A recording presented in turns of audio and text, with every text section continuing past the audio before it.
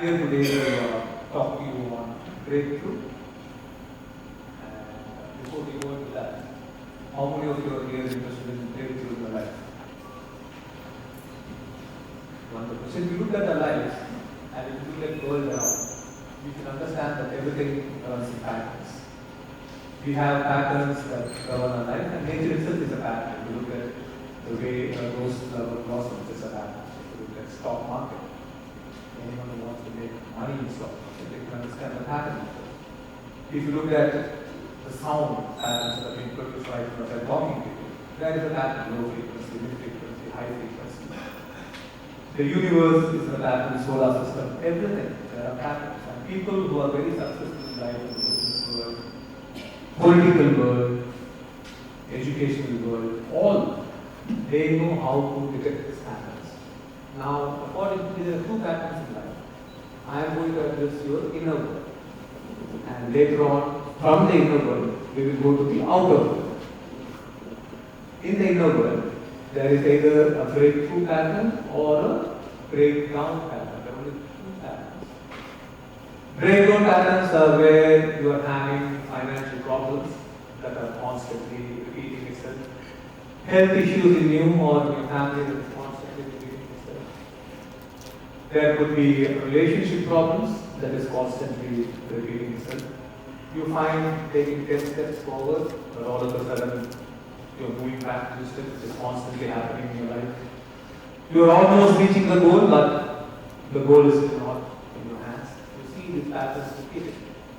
And breakthrough patterns are where you are able to actually break through your problems. You are able to somehow find solutions and you're able to move ahead, be it your finances, be it your relationships, be it your health, be it your education, be it anything in life. You are somehow able to break through the problem and move ahead. Now, how many of you here in your life, honestly, are going through breakdown patterns where you have tremendous stress as far as education is concerned, unable to know what your future is, the way the world is evolving, be it politics, be it economics, be it AI, be it anything and everything. The world is changing every second as we are talking, and you have to navigate this world if you are living with that person. I travel around the world and meet leaders and coach them, talk to them. I do transformation work. And successful leaders are those who are able to constantly navigate life. And they're able to predict and move ahead. And unsuccessful leaders are those who are unable to navigate their life and they're unable to break through their problems. Now, how many of you here, most of the time, are going through a breakthrough pattern? Raise your hands, honestly. It could be with yourself, it could be with your family, it could be in a relationship, it could be anything. There's nothing to be shy about. How many of you are in breakthrough patterns where you are constantly able to find the breakthrough in everything that you're doing? So, not many of you in breakdown, not many of you in breakthrough. So you have a different pattern, a new pattern that I need to find out. So for you to create a breakthrough pattern, I am here to teach you 3 laws of breakthrough. These are very important laws. And later on, I am going to get into a very important meditation called soul strength, which is science-based, which actually changes your brain. And that I will explain to you in the end, how it changes your brain, because we have something called oneness consciousness lab in our center. And we do brain studies, and we do find out how people's brain waves are constantly changing because of meditations, because of the teachings they're learning, because of the journeys they're going through. We actually see a change. So right now, as I'm here, in my center, there are people from 31 different countries, and they're going through a program. Now we have selected 10, 12 of them whose brains we are studying, and their brain has dramatically changed in the past 2 weeks after their come to us. So based on brain studies, I will teach you in the last phase, the soul sync meditation, which will actually help you become intelligent, which you are, super intelligent, calm, quiet, and to make decisions easily and effortlessly. But before we get there, let's move into 3 laws of breakthrough. The first law of breakthrough is that human beings only live in 2 states. states of being, and that there is no third state. Now, what is a state? I am talking about the inner state. It is your inner ecosystem. It is your ideas, your perceptions, your emotions, everything that you go through. The stress, the anxiety, the love, the connection, the gratitude, everything is happening within you. Now, as human beings, we only live in two states. There is no third state. Either you are living in a suffering state or you are living in a no suffering state. Now, what are the suffering states that you can tell me that you're living in? When you look at yourself, when you observe your inner world, what do you think are the states that are conflicting, that are troubling you? These you call the suffering states, where there is a conflict. What are the states? Sorry? Random thoughts, okay, but those thoughts must produce a state. Yes, the negative thoughts must produce a negative state. So what are the states? Very good. You cannot find reason for? Okay. Stress, yes. Anxiety, yes. What are the states? Frustration, yes. Insecurity, craving, anger, excellent. Overthinking, yes. Overthinking is stress and anxiety. Fear, depression, loneliness, disconnectedness. All these are suffering states. Whether you are Hindu, Christian, man, a 3-year-old child, a 100-year-old person, Indian, Japanese, Chinese, American, anybody.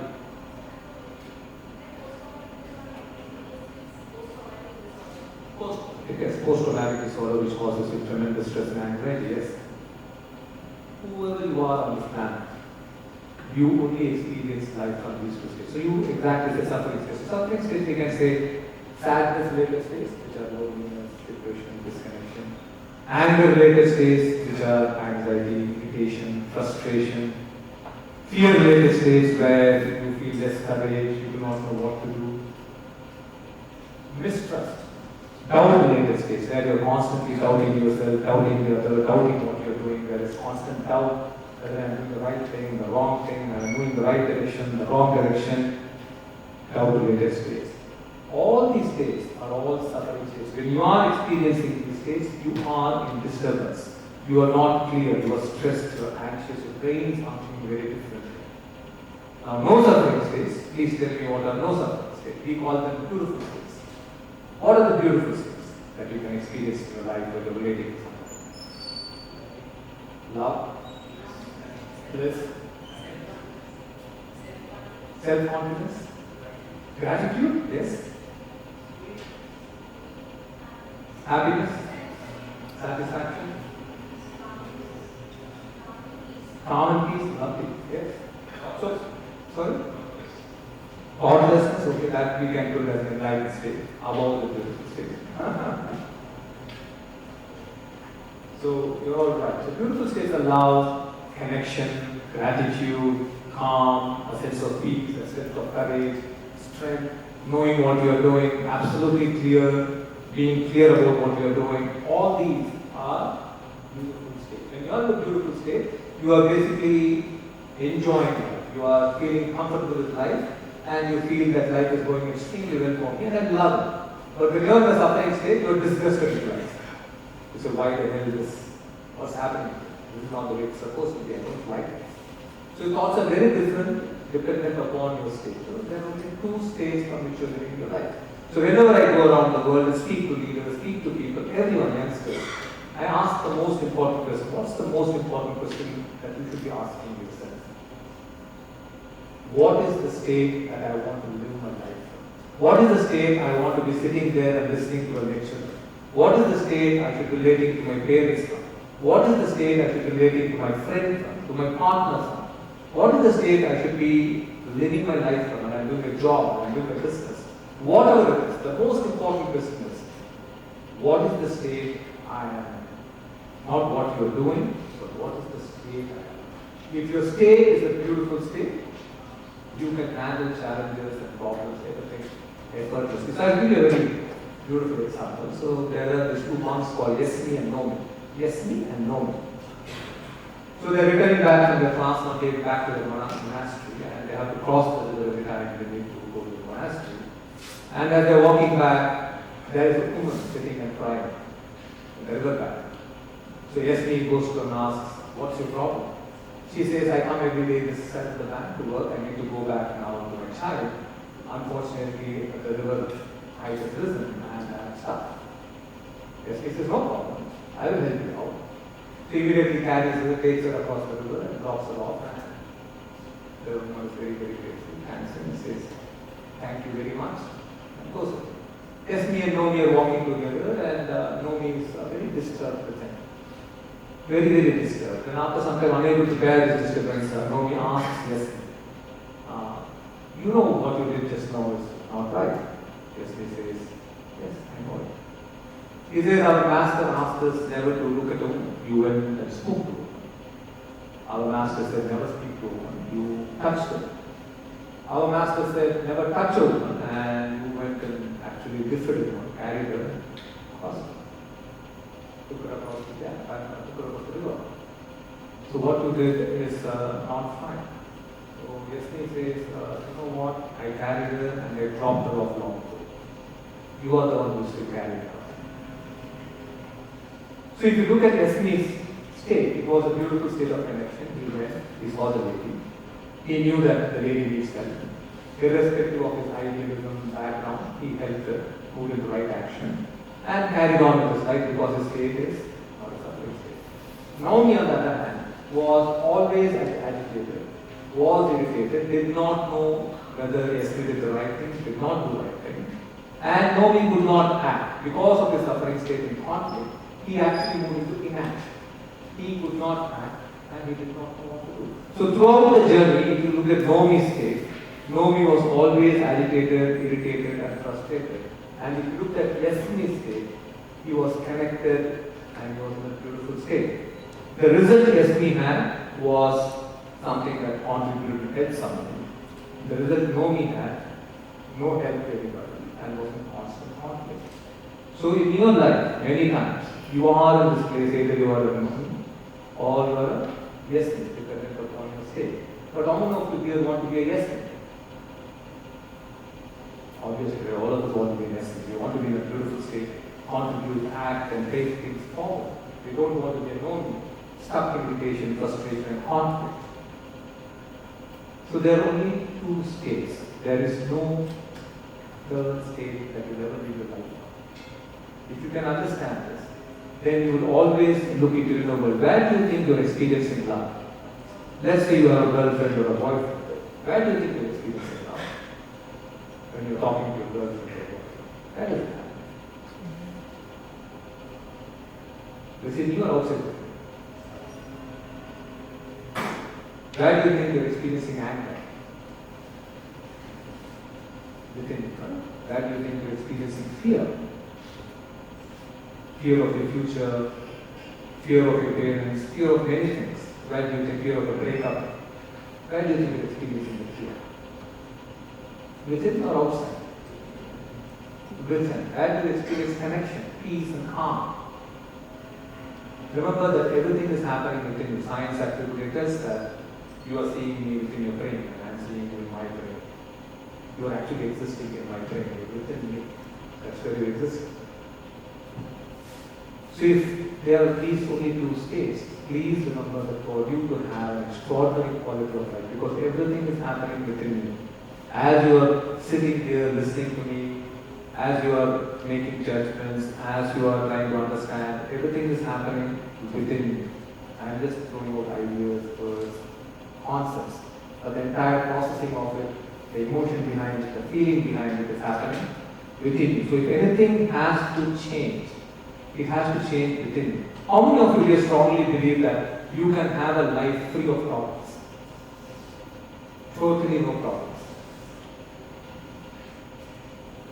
Do we have one? I just don't have my problem. there is no way, right? There is no way you can have a life without problems. But you can have and learn to live a life in a beautiful state, irrespective of your problems. So this takes us to the second law of breakthrough. Difference between problem and suffering. We generally believe that the second there is a problem, we should suffer. Let's say you have to go to jogging. The understanding is, oh, jogging is coming, I'm very stressed.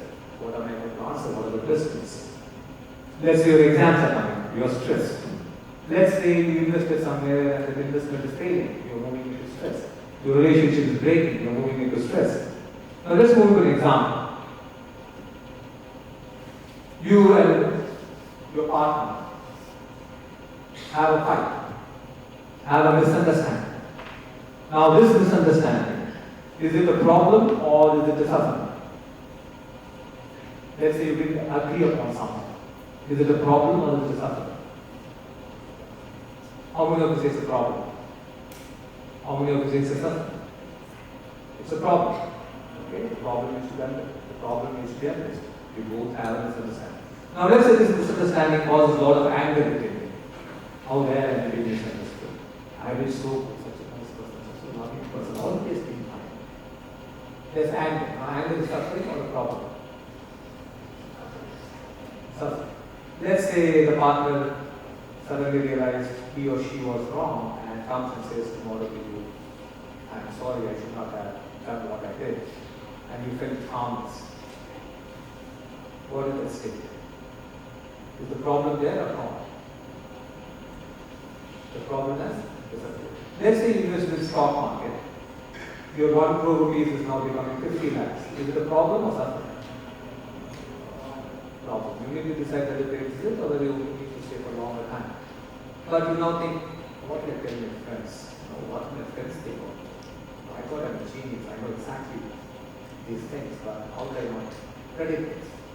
You're moving into stress. Is it a problem or something?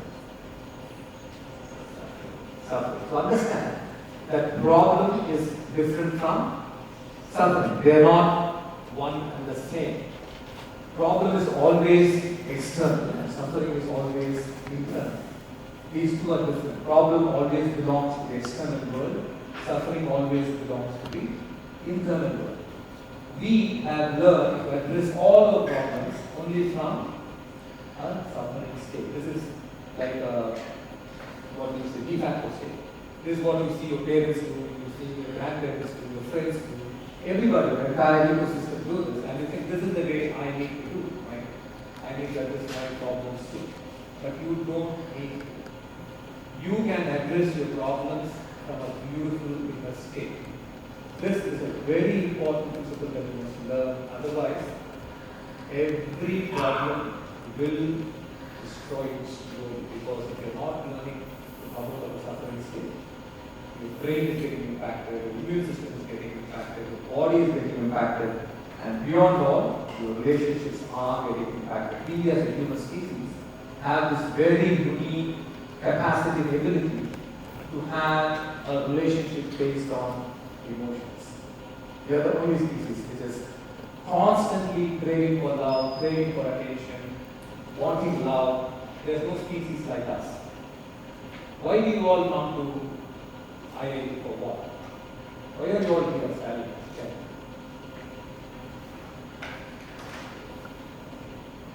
We're all here the most, I think the best technology country in the world, 0.2% today, much tougher than Colombia, Harvard. I got close to Colombia. There I was 3% today. Here is 0.2%. Why are you here? Why do you work so hard in your 7th grade, 8th grade, 10th grade, 12th grade, got to IIT, did all your training, the parents have reminded you, now you are here studying, working hard. Why? Exactly. To get a good life. What does good life mean? Louis Vuitton, Benny shirt, excellent job, top CEO, president, vice president. What does good life mean? Nice car, BMW, Mercedes, private villa, man of your dream, man of your life, two children. What does good life mean? Very important question. I asked business leaders to come to me. I have leaders coming from all over the world. I asked them this question, why do you do what you do? First thing they do is they look down on the heart. They have employed 1,000 people, 4,000 people, 12,000 people. Ex-Patagonia CEO, KCP, was good. You know Patagonia? One of the best companies in trekking, the make clothes for trekking, winter clothing. So what is good life? So we'll come to that. We'll come to that a little later. So are you all clear that you can address problems from a beautiful state? You don't need to suffer. You don't need to be in anxiety. You don't need to be in stress. It can cause you stress, but you can come out of it. It's a choice. For that, you must learn. Of course, you must learn the wisdom, you must learn the practices to master the art of living in a beautiful state to address challenges. It's an art that you need to learn. It's an art that I have learned. It's an art that you need to learn. Many people who come to us learn the art because it's a very, very important art because all our life we will have problems. There's no way we can be without problems because we are in a complex web of life where virtually nothing is in our control. We think everything is in our control, but actually many things are not in our control. That's how life is designed. Political system is not in our control. The economic system is not in our control. COVID, who expected in our lifetime that the entire world will be sitting inside the house for 5 weeks, 6 weeks, unable to come out, wearing a mask, unable to talk to anybody, unable to touch anybody, unable to relate to anybody. You want child, you want husband, you want wife. Forget a stranger. Did we ever think something like that will happen? It was a massive problem. It happened, right? So problems happen. But how do you address these problems? So if you know this famous footballer, his name is he's from Uruguay. His name is Louis.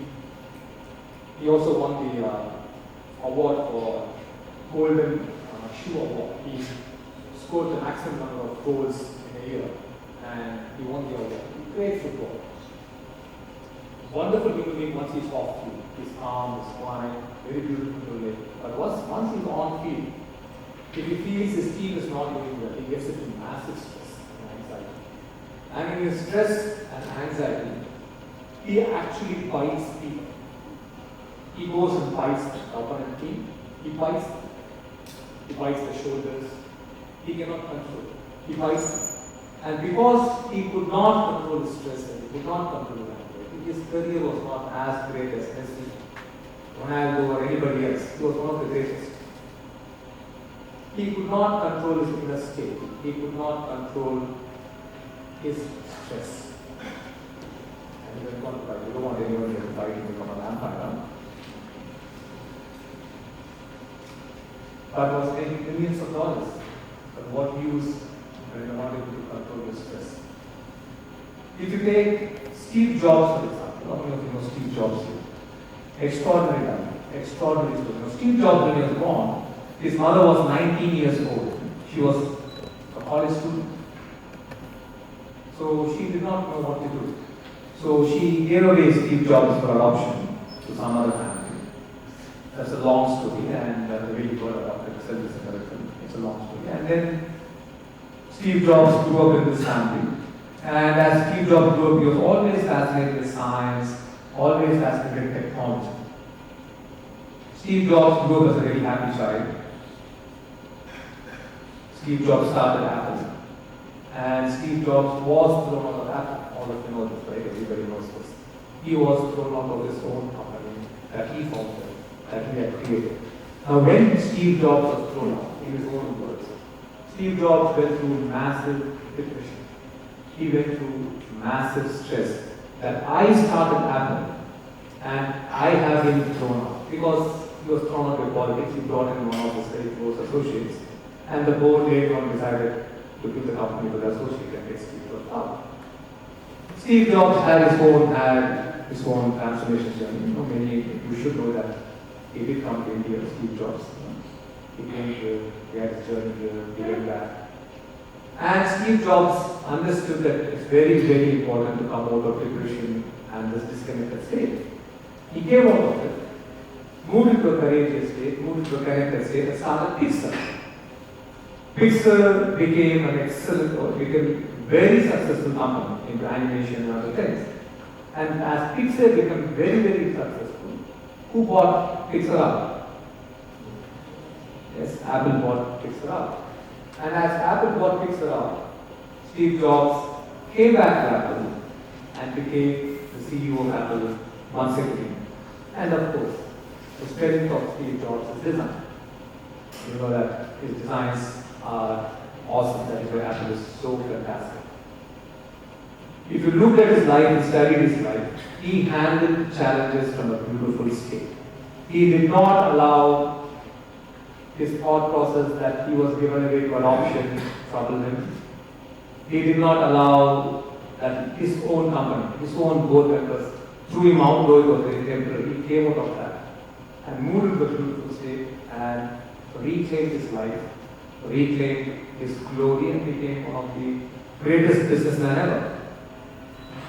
It is because of his state. Because when you are in that beautiful state, your brain functions very, very differently. It functions very intelligently, and it functions from a space of connection and love. Understand that when you function from a space of connection and love, you will become an extraordinary student, you will become an extraordinary leader. Leaders that I have met who are very successful are leaders who function from their heart and their mind. They are heartful leaders as well as very intelligent leaders. They don't disconnect their heart. So you must learn to awaken that part of your life, which is connection. Steve Jobs was tremendously connected to what he did. He was very passionate about what he did because his state was one that of passion, calmness, connection, love for the product he was doing, everything. So you have two examples. One example which ruined his life because he could not learn the art of coming out of stress. One who learned the art of coming out of stress and reclaiming his life. This is how life is. You go and read any biography, read anybody's life, you will ultimately understand that that person somehow learned the art of living in a beautiful, extraordinary state. More than the skills, the knowledge, the vision, everything that the person has learned, along with it, he or she has learned the art of living in a beautiful state. Very, very important. If you do not learn that, if you do not learn to live in a beautiful state, you will be living your life like anybody else. Understand that humanity, we are all very old. We are not, in a sense, the way we react to situations is the same way students would have reacted 100 years ago, 200 years ago, 300 years ago. It's no different.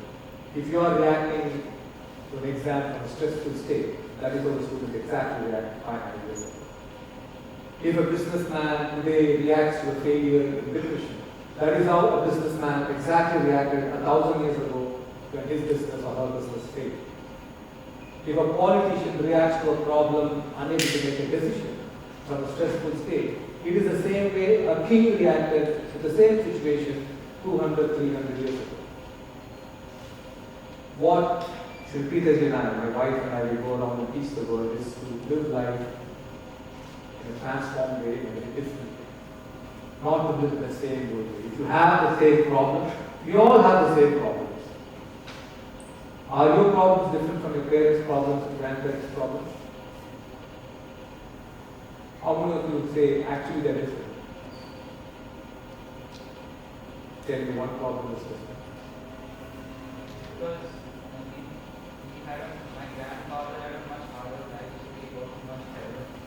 And now we have a much better life because of that. So working basic needs are not Yes. Basic comforts are improved, that is for sure, and of course, many things have changed. But problems, let's say you get married tomorrow, your problem with your wife is very similar to what your grandfather had with his wife.